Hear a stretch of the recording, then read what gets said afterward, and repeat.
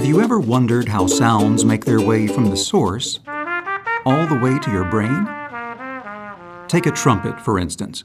When it's played, it makes sound waves in the air. The outer ear catches the waves, which then travel through a narrow passageway called the ear canal. The sound waves reach the eardrum, which is a membrane roughly half the size of a dime.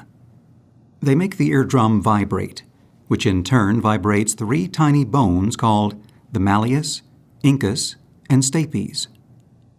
These bones amplify or increase the sound vibrations and send them to the cochlea.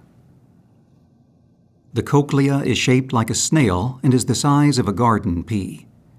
It is filled with fluid, and the sound vibrations make this fluid ripple, which creates waves.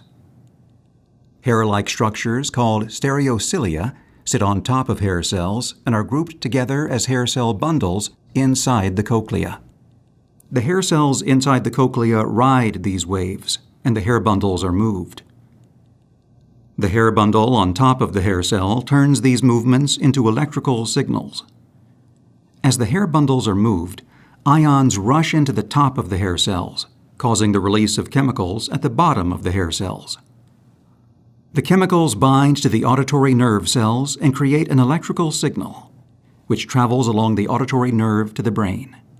Different hair cells respond to different frequencies of sound. The hair cells at the base of the cochlea detect higher-pitched sounds, such as a piccolo or flute. The hair cells toward the top of the spiral detect progressively lower-pitched sounds, such as a trumpet or trombone. At the very top or apex of the spiral, the hair cells detect the lowest-pitched sounds, such as a tuba.